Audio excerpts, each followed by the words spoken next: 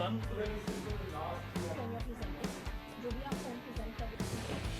at 1 minute. That means time is over. It started on the 20.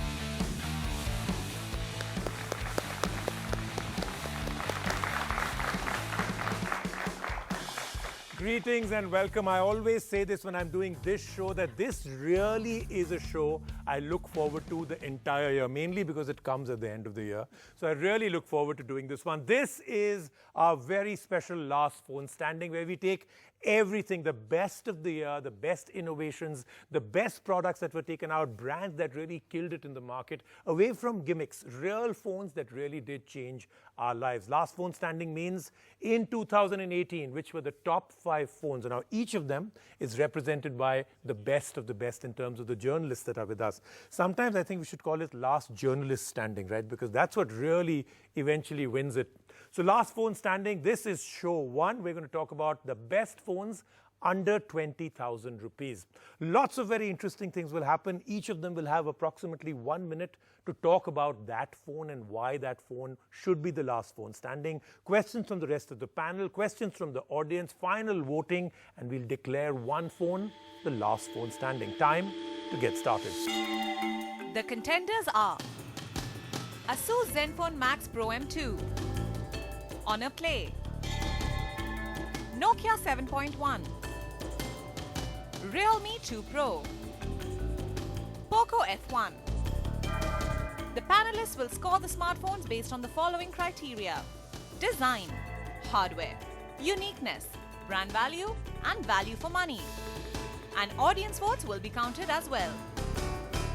Now, in many ways, the first phone that we're going to talk about did set a new precedent. It did set the whole market on fire, and it came in very, very aggressively. Samir Mitra is going to tell us why the Poco F1 by Xiaomi could well be the last phone standing. Samir, you have 60 seconds. Okay, so to talk about the Poco F1, you have to look back a little bit in the history and see a company called OnePlus, what they did with their first phone, right? Killer hardware at a killer price point, and that is what Poco has done with the Poco F1. You have the Snapdragon 845, not to throw too many jargons around, but it is the most powerful processor at a price point where you really don't get this hardware. So be it if you want to play games like PUBG for hours at end, you have a big battery life that supports it as well. You have a phone that is functionally built, and essentially if you don't want to spend a lot of money to get flagship hardware, to play games, to have a decent enough camera, to have a phone that will just work and last you long enough for work and play, then why not consider the Poco F1? It's got the best hardware, at least under the hood, and software that essentially works and is tried and tested by a company that's been in the budget phone segment for a really long time. So, Samir, tell me, while everyone appreciates what they did with the Poco F1, isn't this really the big trap that we fell into in 2018, where it was just about specs? The spec war, the hygiene war, put in this, and you'll actually have a killer phone. Tell me one innovation in this phone. Not that it's cheap or well-priced. One innovation in this phone. It wouldn't be a new innovation, but just the fact that they redid what everybody wanted OnePlus to do, which is come out with a killer hardware phone under 20,000 rupees, 25,000 rupees, because there is that market of young guys who don't have the spending power of that kind of a budget to get that kind of hardware. And if you look around anywhere online, if you look at anything that has to do with the Poco F1, people are always either praising it for the hardware it has or the value for money proposition it brings. I think those two things they just brought back. Okay, so the Poco F1, as you said, is a great hardware device, lots of specs. There are few issues that are inherently not working properly with the device. The first is the fact that it can't stream 1080p video because it's not certified for that. So what do I do with the great hardware if I can't even watch full HD video? And then there are lots of other software glitches. I don't want to get into each and every one of them. When was the last time you actually made out a video was actually full HD on such a small screen? I mean, there Every are day. enough blind tests that have happened to, not be able to distinguish between what is HD and what is full HD on such a small screen. Yes, I acknowledge that that is a problem. They should have got that certification done when they were building the hardware. However, when you are just going to be watching, let's say, YouTube, and that's not going to be a primary entertainment device, right? So it's okay. I actually agree. You buy a phone because it says full HD, and predominantly the only real reason you'll be able to make out its full HD is when you're playing a game or you're streaming, and it can't do that. So I still believe that this is a bit of a problem.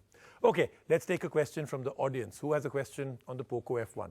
So my question is that why Poco is not providing dedicated SIM slots and a micro SD card slot to use it. They are only providing that we are 256 GB expandable storage and all, but bloatware is pre-installed. So why they are not providing that? So as far as bloatware is concerned, there are n number of launchers and apps available on the Google Play Store that you can download, customize it, remove the software. The sky is the limit, which is the perks of Android. And as far as the hybrid slot is concerned, it's probably a costing decision because it's easier to make a hybrid SIM slot rather than give you 2 SIM slots and another micro SD card slot. So manufacturing costing, cost of production could be the reasons for that. Voting from the audience, याद रखें अगर आपको लगता है Poco F1 is the phone of the year, last phone standing 20,000 से कम में, you're going to show me green. If it's not, if you have any other phone in mind, you will show me red. Let's start. I would say if we are generous, it will be a 25. More like 40%. Yeah, 30-35%. You think it's half there? So should we give it 27? Is that better? Yeah? All right, I think we'll go with 27. यानी कि 27 point मिले हैं 50 में से. All right, we've got our votes in, though we still don't know what the jury has given. That we will find out right at the end, but we know that 27 is what the audience gave it. Next, Bharat Nagpal, and he's going to tell us why the Asus Zenfone Max Pro M2 is the last phone standing. So the Asus Zenfone Max Pro M2, a long name, but it's a pretty fantastic phone. Starts at around 13,000 rupees. Gives you good amount of specifications. It's got a really nice build quality. Gorilla Glass 6, a 5,000 milliamp hour battery and a very sleek design. Glass on the back, glass on the front. Great cameras. The cameras are also flush on the back, so no camera bump. Really fast fingerprint sensor. Almost stock Android experience, so it's really fast and snappy in terms of usage. All in all, it's a pretty fantastic phone. It's got a great front-facing camera as well. I don't have a lot to say about it, but that pretty much sums it up. This is one of the 2 phones in this 5 phones that we have that actually created quite a sensation because, you know, great battery life, and Asus was making its comeback, so very aggressive price. Do you believe that once again, if you really boil it down, it's really the battery life only that makes it stand apart from anything else at this price point? I think a few things do make it stand out. Of course, the battery life. It's got a fantastic and large battery. But the overall build, it's pretty different from the other phones that are available in this price bracket. Most of them have a clunky design, plastic metal. This one has a premium looking design, so it looks much more expensive than it actually is. Also, the camera bump thing, I know a lot of people don't care about it, but it's actually really useful. When you lay the phone flat, it doesn't scratch the camera and lasts longer. So there are so many phones available with homogeneous hardware, right? What do you think Asus has done to distinguish itself? Because if you say battery life, camera, display, all that is done by so many other people in the same price segment, right? So don't you think it gets lost in the crowd? The thing about this price bracket is that most devices have a lot of things, but they're constantly missing one thing or the other. So if you have specifications in terms of camera, display, processor, you're missing out on the large battery life. The M2 basically has everything that you could ask for in this price bracket in a good mix. Asus Zenfone Max Pro M2. क्या ये है last phone standing? शुरू करते हैं. Green, if you think so. Red, if you don't think so. So I'd say in that place, what, 80%? This place is 90%. Just 3 people don't have it. And again, 3 people here. What, a 40 on 50 at least? So you're saying 42? Yeah. Okay, from the audience, the Asus Zenfone M2, many other names in between, gets 42 points, which I think is great. And before we move on to one more phone, time now to do a vote on a subsection. Now we'll vote first for best camera phone of the year. Now we have wide choices we can give out, but we're going to leave it completely to you. We're going to do a very, very quick look at what we believe at the last phone standing were the best camera phones of the year, and then we'll take a vote from you. The contenders for the camera phone of the year are Vivo Nex, Google Pixel 3, iPhone XS, iPhone XR, Huawei Mate 20 Pro, Samsung Galaxy Note 9, Samsung Galaxy A9, Oppo R17 Pro.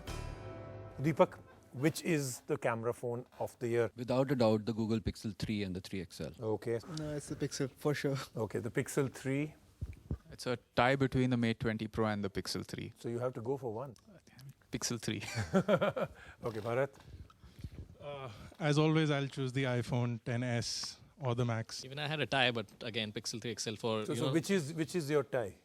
Mate 20 Pro, because I get zoom, I get wide angle, which is unbeatable on a smartphone. Like it's like a DSLR in my hand with different lenses. But again, Pixel is a no-nonsense smartphone. You just take it out of your pocket, click it, that's it. So very, very easy out here to get that final verdict. I will now reveal, of course, that our team had chosen the Mate 20 Pro, but the panel right now has gone with the Google Pixel 3.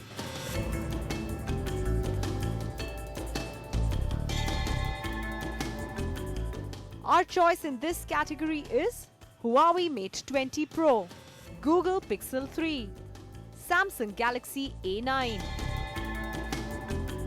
All right, we've done quite a few interesting things right now. Let's move on to another phone that both a brand and a phone that came in and literally created havoc in the market. This is the Realme phone, the Realme 2 Pro. Nikhil Chawla is going to tell us if this is the last phone standing. I want to say Realme 2 Pro is the real deal. It's the phone that everybody wants. The reason is the screen to body ratio you get in this smartphone is no one in the category can offer you that. It's like more than 90% of screen to body ratio. Beautiful notch, beautiful cameras, beautiful device overall. The OS is great. Everything works for the device, and the charging is fast. It's one of the best PUBG playing phone. That's what matters nowadays. So this phone can play best of PUBG. You can take best of selfies. I think overall it's a great package, and the Realme is really killing Redmi. So you can imagine if you can kill the competition, then it is the real deal. Okay, great. So that sounds like a very interesting situation. So two things that I heard in that I again loved. One, it's a great PUBG playing phone. So that's become a feature this year. And the second is beautiful and notch in the same sentence. Both things I thought were very interesting. So we'll take a question from the panel. Great device, like you said, but like the operating system, you kind of said that it's really nice, but everyone in the world literally says that it's the worst operating system on the planet. See, it really depends. As it's Android, you can change the OS if you don't want. You can change it with a skin or overlay or whatever. But ColorOS has a lot of features that it gives you, so you can enjoy that. If you don't like it, you can obviously change it in a minute. Let's find out from audience. Realme 2 Pro, is that the last phone standing of 2018? Let's start from there.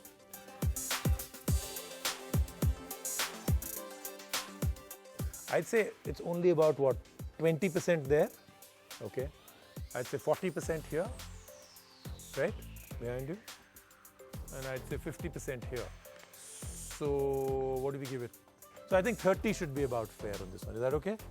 Yes? Yes? All right. So thank you so much, Nikhil. We've given it 30 from the audience, but once again, I'm really looking forward to the scores that the panel is putting in out here. On the show, we'll take a quick break right now, but do remember, lots more coming up on the last phone standing. Many phones still to be represented.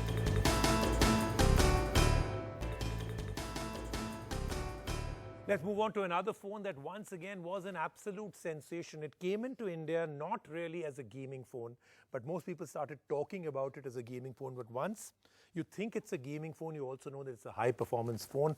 Honor Play, and everything about this phone will be told to us by Deepak Dhingra. One of the best points about the Honor Play is that the name is not as much of a tongue twister as one or two of the other phones in this category. But in all seriousness, I think the Honor Play is much more than the sum of its parts. I won't get into the details of all the specs, but the Kirin 970 chipset, which is basically till very recently was Huawei's flagship chipset. It's a 10 nanometer chip, right? So it's right up there in terms of performance. Even your intro, you mentioned. So it's a phone with very high performance and sort of came in at as a first disruptor in the under 20K segment. So performance and some very specific, interesting, innovative features which are targeted towards gamers, right? And and coming back to PUBG again, a GPU turbo feature which is focuses on gaming and improves gameplay drastically. I think it's a great phone at this price point. My question is that what is it about Honor phone that makes it stand out as compared to the other phones in the market? Right from the specs, starting from the Kirin 970 chipset, which is a very, very high performance processor, especially at a price point which is under 20K, right? And whether you talk about battery or you talk about cameras, it basically excels in most of those aspects and delivers a very great value for money. Time now to get the voting started. Let's start from this side first. 40% there, less than about 15% here, and about 15% here. So 20. Deepak, do you agree in terms of the audience I don't agree, vote? but I was representing this phone. So. No. You don't agree with the audience, yes, but do you agree 20 is what represents the vote? Yeah, I would Okay. say so, yes. All right, Deepak, thank you so much. The next phone, Dhruv is going to tell us all about it. Just released very recently, the Nokia 7.1. I think the Nokia 7.1 is one of the best devices in the sub 20,000 rupee category because it is just playing on the experience point of view. It's not just about core specifications. Sure, there's the Pocos which will give you like top of the line specs, but that's not what this phone focuses on. It's got a beautiful build, very good battery life, and it's got an HDR panel. It's got an HDR equipped display, so you can actually stream full HD content from Netflix, and the screen looks absolutely beautiful. It is one of the best screens in this price band. And if you're not a gamer, which I mean, sure, everybody plays games casually and most phones can handle those. But if that's not your core preference, then from an overall holistic experience point of view, the Nokia 7.1 definitely wins. Okay, very nicely done. So Dhruv, tell me, in a year 2018 that was defined by a spec war, we spoke about it earlier, processor, RAM, and anything else that you can throw out there became the single largest marketing feature. In a space like this, when Nokia is playing the no-spec war, do you think it's a wrong move? I'm of the firm opinion that if you're playing the spec war, you have to make compromises somewhere else. Look at the Poco. They've got the top-of-the-line specifications, but the screen is not that great. The build quality is not that great. And on the flip side, Nokia is focusing on things which matter more to the average guy. Like, not everybody's a gamer. Is the Nokia 7.1 the last phone standing? Green if you think so, red if you don't think so, now.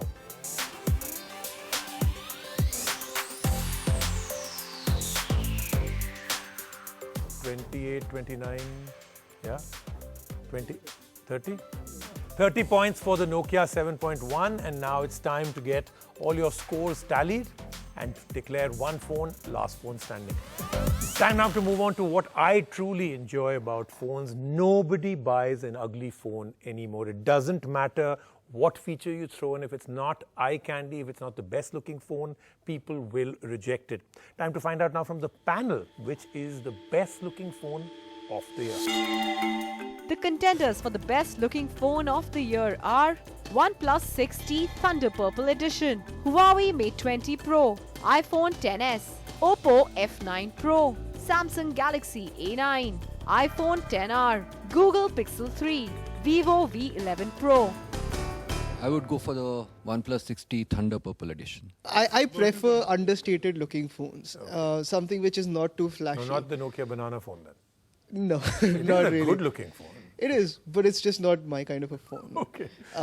But yeah, I mean, Now I need a see, phone, there are name of a lots phone. of good-looking phones, but what I would go for Yeah, is it's the totally your Nokia choice. 7.1 because it's very nice and understated looking. I will probably choose the Mate 20 Pro because it simply has that really nice gradient color at the back. The cameras are flush. It's just a very pretty looking phone. Yeah, If you I've keep- actually heard people describe it as it's been carved out of a slab of glass. Yeah, That's a good choice. Mate 20 Pro. It has to be Mate 20 Pro. It doesn't try to be like an iPhone. First of all, everybody's trying to make an iPhone from the back. And it's just beautiful. It's like a Porsche headlight right there. Yes. Okay, this was really simple. The last three actually went with the same phone that even our team went with. So joint winner from our team as well as the panel is the Huawei Mate 20 Pro, declared the best looking phone of 2018.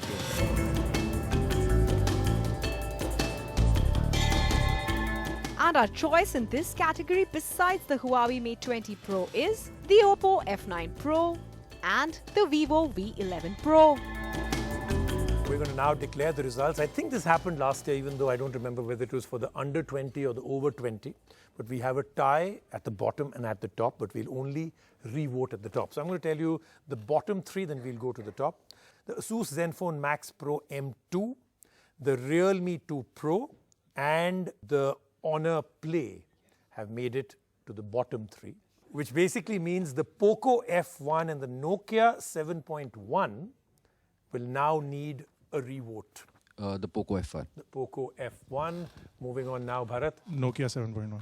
I think I will go with the Nokia because The the Nokia overall package. 7.1. So I'd say this is a bit of a surprise. We had huge phones like the Honor Play, Poco F1, and it's finally a company that has gone with a very different strategy overall. A company that says experience is more important, the spec war is not important anymore. It's what the consumer gets in his hand and what he does with the phone every day that matters more. Our last phone standing for 2018 is the Nokia 7.1. Give it a big hand.